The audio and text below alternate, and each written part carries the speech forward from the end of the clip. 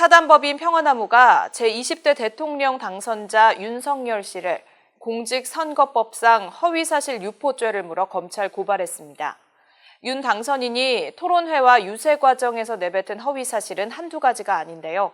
김민웅 교수와 안진걸 소장, 강진구 기자가 연대 발언자로 나서 사안의 심각성과 중대함을 강조했습니다. 권지연 기자가 보도합니다.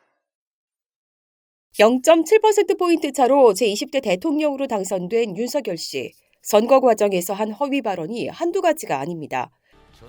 윤 당선인은 지난 2월 2차 TV토론회 당시 전술핵을 한반도에 배치하자고 주장한 적이 한 번도 없다고 했습니다. 그러나 지난해 9월 22일 미국의 핵 전술 배치와 핵 공유를 요구하겠다는 외교 안보 공약을 발표한 바 있습니다. 지난해 12월 관훈클럽 토론회에서는 배우자인 김건희 씨의 주식 거래 내역을 전체 공개하라는 패널들의 질문에 이미 다 공개했다, 억지다, 말이 안 된다고 부인했고 김건희 씨의 주가 조작 가담 의혹을 부인했습니다. 그러나 검찰의 주가 조작 범죄 일람표에는 김건희 씨의 이름이 총 289번이나 등장합니다. 검찰은 도이치모터스 주가 조작이 지난 2009년 12월부터 2012년 12월까지 총 3년간 이루어진 것으로 파악했습니다. 이른바 주가 조작 선수를 통하는 이모 씨가 거래를 주도한 첫 번째 시기, 다른 조작 세력인 김모 씨가 주포로 나선 두 번째 시기로 구분됐고, 김건희 씨의 수상한 거래는 두 시기 모두 확인됐습니다. 윤석열 당선인은 지난 2월 TV토론회에서 브룩스 전 사령관 얘기는 경북 성주에 있는 사드를 패트리엇이라든가 이런 저층 방어 시스템과 연계를 했을 때 더 효과적이라고 한 것이지 사드 추가 배치가 필요 없다는 얘기를 한 사실이 없다고 되받아쳤습니다. 그러나 브룩스 전 사령관은 지난 2020년 11월 미국 자유아시아 방송에서 한국에 배치된 사드를 패트리엇 등 다른 미사일 방어 체계와 통합해 운용하면 사드를 추가로 배치할 필요가 없다고 주장했습니다. 평화나무는 해당 사례를 포함해 총 10가지 사례를 언급하며 윤석열 당선인을 공직선거법에 의한 허위사실 공표죄로 고발했습니다. 윤석열 당선인이 선거 과정에서 내뱉은 허위사실은 평화나무가 고발장에 적시하지 않은 것 외에도 더 있습니다. 이 허위사실 유포들을 보시면 대부분 아주 잘못된 정책으로 이어질 가능성이 높은 것들이 많기 때문에 더더욱 걱정이 됩니다. 평화나무 고발장에는 빠져 있지만 저희들이 고발한 허위사실 유포도 여러 개가 있습니다. 서초동 검찰개혁 집회가 무법천지였다, 사법처리감이다, 정권의 뒷배가 있다, 이런 일이 없었다 그동안.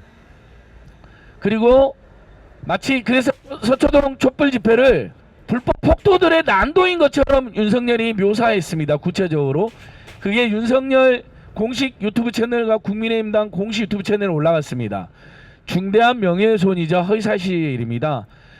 윤석열, 김건희, 최은순에 대해서는 지금 여러 시민사회단체들이나 뜻있는 정치인들이 고발한 것까지 합치면 무려 한 150건 안팎이 고발되어 있습니다. 감정적인 고발이 아닙니다. 대부분 윤석열 본인과 최은순, 김건희 그리고 최은순, 김건희의 가족들까지 연루된 사기와 투기와 비리와 조작과 권력남용과 직무유기가 모두 팩트와 정황으로 확인된 것들입니다. 거기에 윤석열이 선거기간 내내 경선 때부터 본선 때까지 정말 손으로 꼽기 어려울 정도의 너무나 많은 허위 사실을 유포했습니다. 저도 개인적으로 지금 이제 윤석열 당선인과 그 가족, 그다음에 캠프로부터 모두 14건의 허위 사실 공표, 명예훼손, 선거법 위반으로 지금 고발이 돼 있습니다. 그런데 고소고발된 걸 한 건 한 건 보면 전부 다 사실은 증거로 뒷받침이 돼 있고, 문제는 윤석열 당선인이나 김건희 씨 본인이 관련된 일들을 저희가 보도한 내용들을 허위사실이라고 얘기했기 때문에 이것들 자체가 하나하나가 다 무고에 해당이 되고, 선거 기간 중에 이 같은 허위사실로 저희 열린공감TV의 보도를 부정했던 행위들은 동시에 허위사실로 인한 선거법 위반에도 해당이 됩니다. 그래서 개인적으로 저희 열린공감TV에 대한 14건의 고소고발을 입증해 가는 과정은 윤석열 당선인의 선거법 위반, 유죄를 입증해 가는 과정과 맞물려 있다고 생각을 합니다. 이렇게 유권자들의 판단을 철저하게 오도한 뒤에 당선됐다고 한다면은 그 당선은 유효한 것일까요? 무효화되어야 할까요? 윤석열 당선자는 2016년도에 촛불혁명으로 해서 퇴출된 전직 대통령과 만나서 자신이 미안하고 죄송했다고 얘기를 했습니다. 헌법재판소에서조차 그 퇴출을 헌법적으로 확인한 사건에 대해서 이와 같은 발언은 왕발이 아닐 수가 없습니다. 스스로는 헌법을 지키고 공정과 상식을 얘기하고 있지만은 그러나 전혀 그와는 배치되는 언동을 지속적으로 하고 있는 것을 우리는 보게 됩니다. 김용민 이사장은 검찰이 윤석열 씨의 대통령 임기가 시작돼 형사소추가 중단되는 5월 10일까지 질질 끌 것을 어렵지 않게 짐작할 수 있지만 사람 가려가며 수사하지 말라고 일침을 놨습니다. 선거법 공소시효가 9월 9일까지지요. 취임이 5월 10일인 만큼 검찰은 그 안에 기소 여부를 결정해야 할 것입니다. 시간이 모자란다. 이 말은 거짓입니다.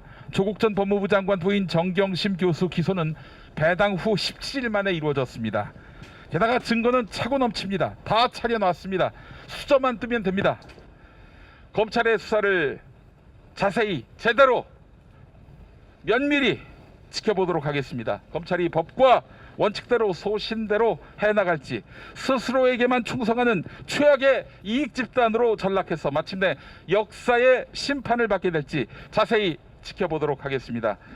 이날 기자회견은 김용민 TV와 안진걸 TV, 빨간아재, 서울의 소리 등 유튜브 채널을 통해 생중계됐습니다. 평화나무 뉴스 권지연입니다.